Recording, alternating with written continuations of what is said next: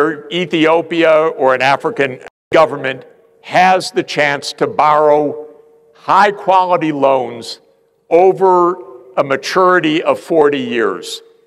Because borrowing short-term for development is no good. You borrow for 7 years on the Eurobond market, you go broke in 7 years because you don't get the benefits of development until 20 or 25 years.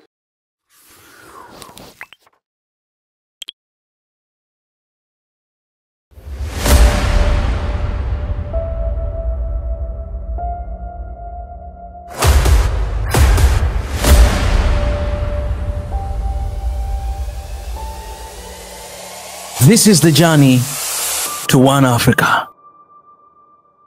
What an honor and pleasure to be with you, and thank you, Your Excellencies, ambassadors and representatives of so many countries here that I've had a chance to say hello to, and Your Excellencies in the government of Ethiopia. It's a great privilege and a wonderful opportunity for us to discuss the situation in Ethiopia and the situation in Africa more generally. I want to leave one message, and that is that Africa's growth prospects for the next 40 years are extremely strong. Africa could achieve during the next 40-year period essentially what China achieved during the period from 1980 to 2020.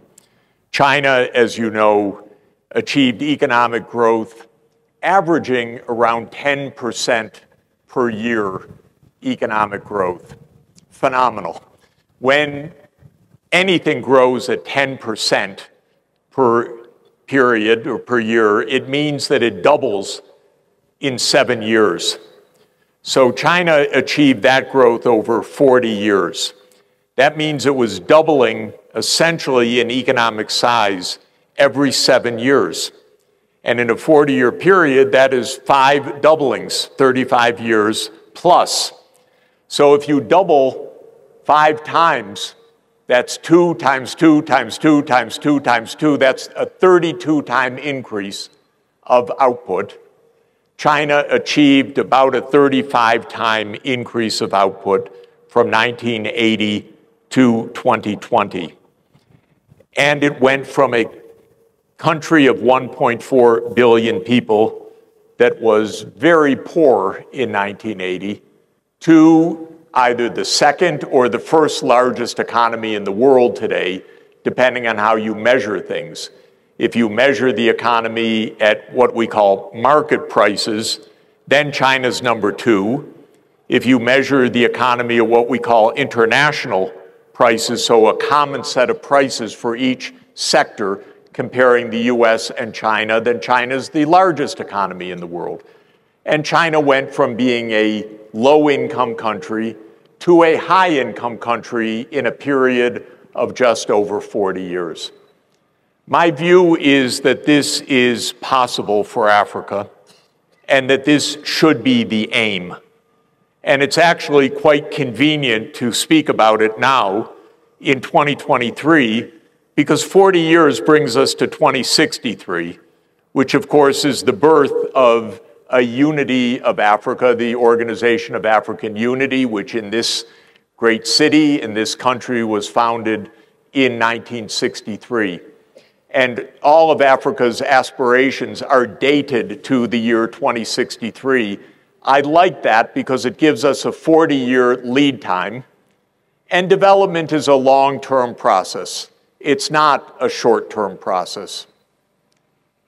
And if we take a 40-year lead time and consider Africa's starting point today, we should aim for nothing less than 8 to 10% per year compound economic growth over the next 40 years, so that African poverty will be a thing of the past, and Africa will be solidly a middle-income region of the world, and many parts of Africa high income in the world by 2063. And I want to explain why that is feasible, and as the title of the talk about finance suggests, why finance is so essential. to achieving that objective. But the basic point is that economic development is a very high return activity if you do it right. And if you're lucky to avoid wars and calamities, so you have to stay peaceful. This is critical. And if the neighbors are getting along with each other, this is critical. Because economic development depends on a peaceful region, in this case, a peaceful African continent, and an African continent that is in good relations with other parts of the world. That is for sure. But if that geopolitical environment can be achieved, and why not, then the economic side of the story is rather favorable.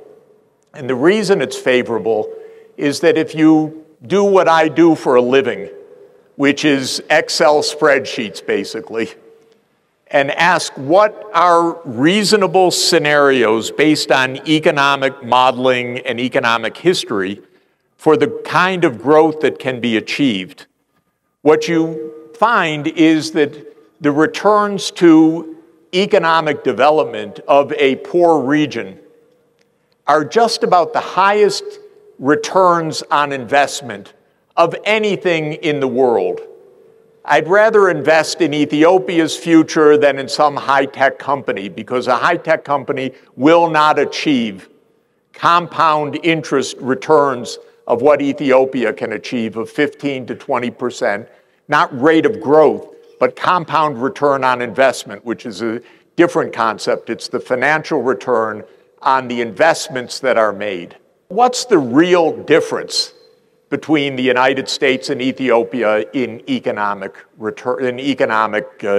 basis? The real difference is that the United States, because of its history, many advantages and so forth, right now has a very high stock of assets for the people to benefit from.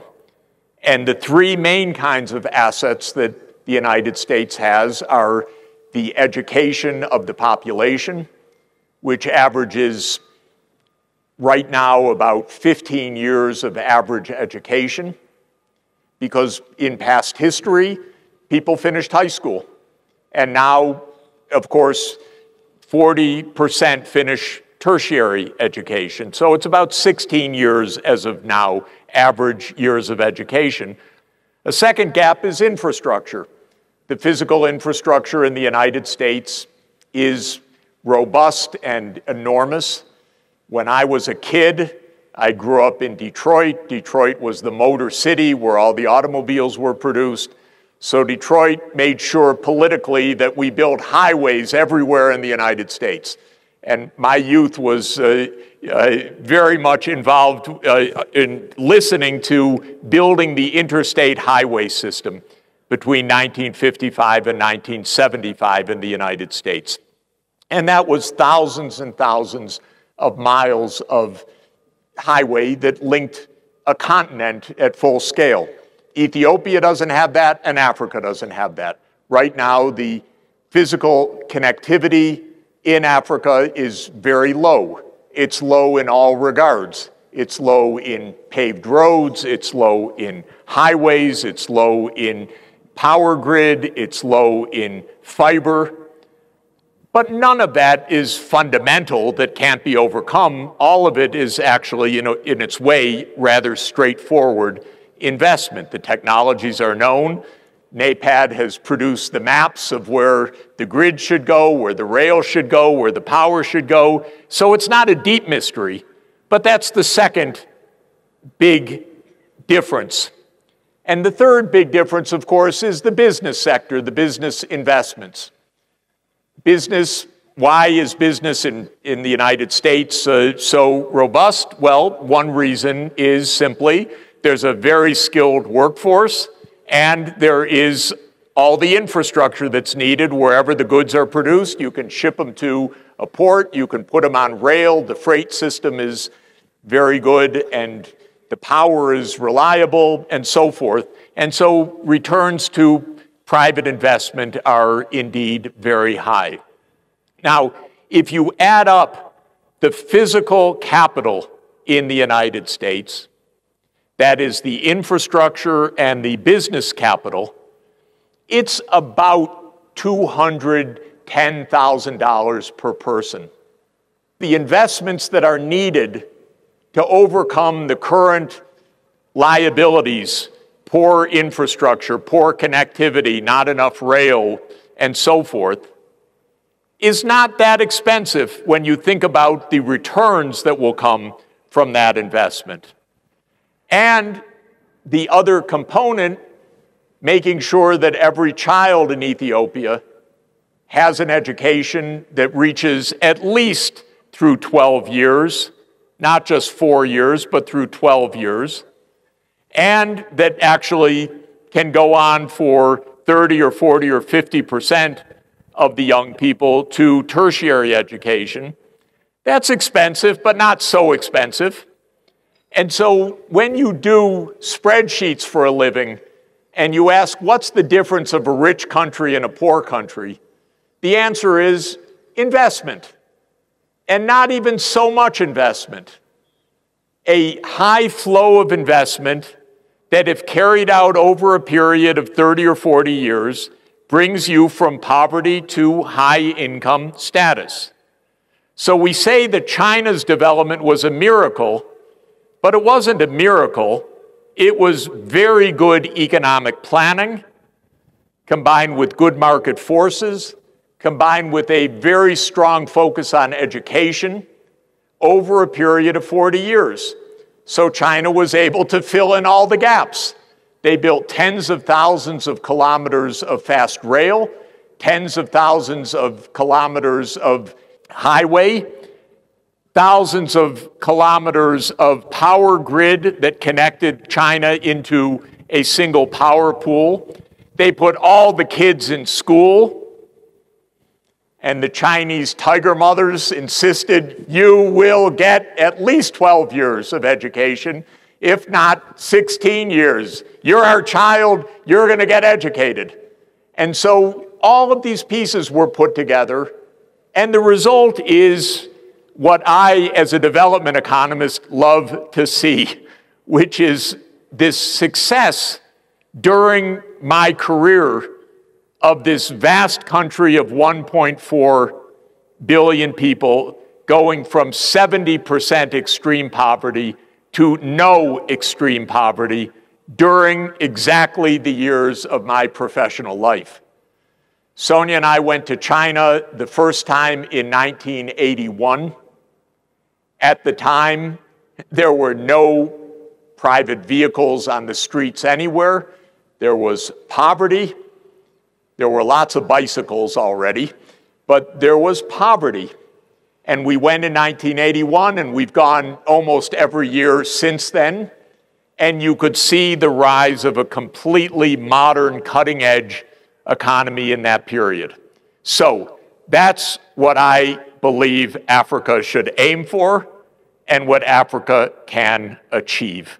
Successful economic development at a high rate is based on investment in 3 categories: in human capital, especially education; second, in infrastructure, roads, rail, power, fiber, water and sanitation, ports; and third, in business capital. My basic principle is if you get the first 2 right, the third will come. So the main focus of government is make a skilled population with solid knowledge, with entrepreneurial capacity, with understanding how to use cutting-edge technology. Give them the tools of ports, fast rail, and all the rest, power and so forth. The business will come. Believe me, there's so many business opportunities. In agriculture, in mining, in manufacturing, in tourism, in services, in finance. They're unlimited here. Everywhere you look, you can see business opportunities.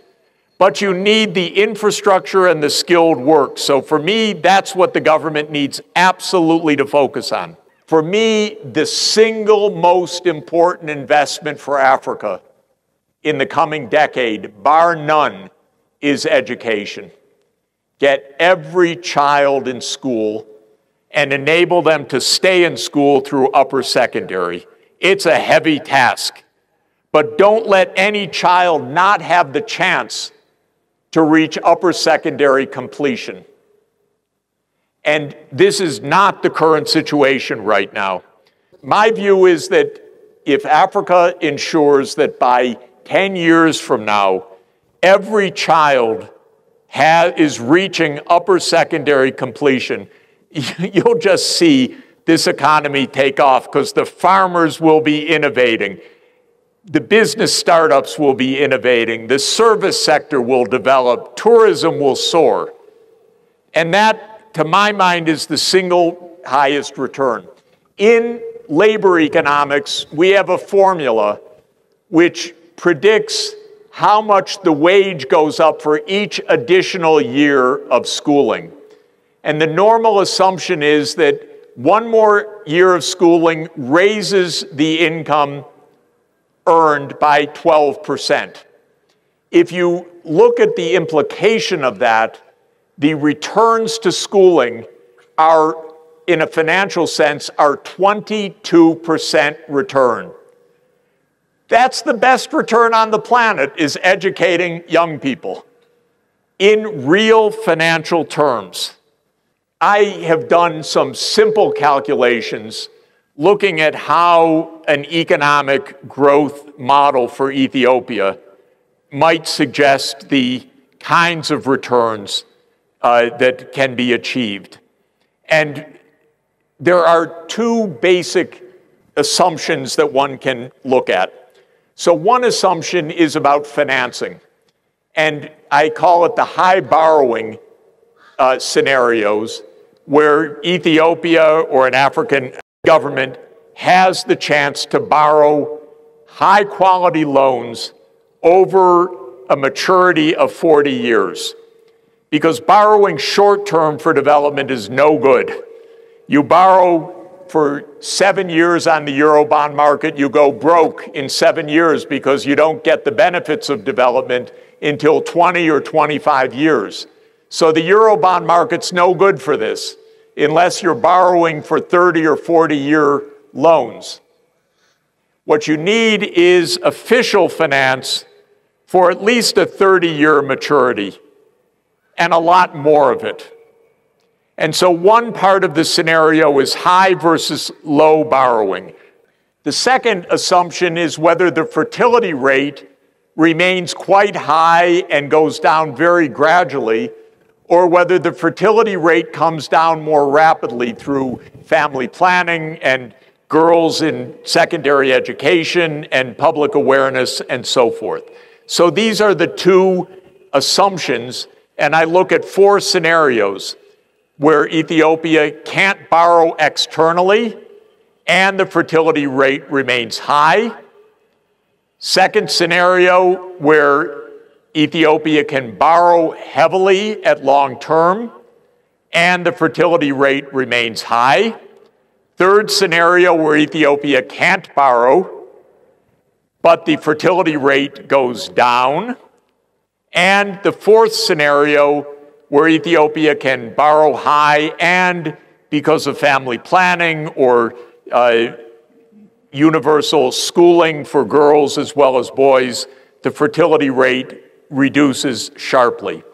Well, suffice it to say that the difference of scenario 1 and scenario 4 is, the bottom line is scenario 1, where there's a big borrowing constraint and where the fertility rate remains high. And the growth rate might be 3 or 4% per capita in such a scenario. Whereas the other scenario, the yellow line at the top, is the 8% per year growth scenario. Now, what does it imply? It's the China model, in a way. It's the fast growth based on a very high investment rate. What is being assumed here? The following. If the wonderful Minister of Finance of Ethiopia goes to the IMF right now. The IMF will tell, I don't know if there's anyone from the IMF here, but if they are, I want to speak with you. Because what you'll tell the finance minister is be extremely cautious, don't borrow, keep your debt low, gradually get out of the problems through domestic saving. My view is quite different. My view is borrow heavily, but 40 years, not short term. Say, don't bother me for 30 years. I've got to get the kids through school. I've got to get them into the labor market. I've got to get the highways built, the rail built, the fiber built. I've got to do all of those things, so don't bother me for 30 years. Then I'll pay you back. If you do that, then this wonderful finance minister can afford to go to the education minister and say, give me a plan for universal completion of upper secondary within the next 5 years. And I want every child to have a tablet, and I want them to have free data. I want them to be online. We're going to give them the best education. And we're going to go out and we're going to tell the business world worldwide, we're going to have the best educated labor force. You come and invest, you're going to reap huge returns. But they can't do that on the domestic budget, because that cost of education, according to my calculations, are 12 to 15% of GDP. But you see, the minister is investing 4% of GDP, which is 20% of the government revenues. It's a huge effort. But Ethiopian budget can't support out of domestic revenues enough for universal secondary education. So the IMF says, don't worry about it. 2/3 of the kids won't complete high school, but at least you won't have a financial crisis. And I want to say to the IMF, wrong, completely wrong. Every child in Ethiopia is going to complete an upper secondary education, and you, the IMF, are going to go out with this fine finance minister to the World Bank, the African Development Bank, the Belt and Road Initiative, to every financial source, to the European Union, to Turkey, to the Gulf, to get 40-year loans so that Ethiopia doesn't remain stuck with slow growth. Or better yet, it's not stuck with slow growth right now, but so that it can sustain a very high growth rate in the future. So that's my pet peeve argument with the IMF. And I'm in an argument with them right now that all their debt sustainability metrics are wrong, because they tell poor countries don't borrow. But what they should tell poor countries is don't borrow short term. And I have one advantage over the IMF. They're all my students. I've trained them. And I say to them, you did not learn that in class. Who told you that the upper limit for borrowing is 30% of GDP gross debt? Are you kidding? What you learned in class is that if the net present value of investment is positive, take it. That's what you learned from me. And they say, oh yes, Professor Sachs. So we're going to win this argument. It's only half the argument. We have to win the intellectual argument, but then we have to get the financing. And the financing is a little bit tricky, because the image of Africa is it's very risky, and people don't understand that this is the highest return potential in the whole world. It is, literally, for the ironic reason that there's more basic investment to do here than any other place, and the returns are astoundingly high. And when I say that to S&P 500 or to Moody's or to Fitch, you know what they tell me? Professor Sachs, we're not development economists. And they say all our ratings are based on short-term indicators. We don't do the long-term. We're just predicting whether there will be a financial crisis in the short term. But what they're looking at is liquidity crises, not the return to long-term investment. And the return to long-term investment is very, very high. So what are the key measures that are needed for continuing this high growth and even raising the growth rates in the future? The first is a surge of educational attainment. I want to see within the next 10 years, every child understood you're going to complete upper secondary, grade 12 minimum. And if you pass exams at that point, you're going to higher education on the government's tab. Because this is the basis of all development. Nothing is more important than that.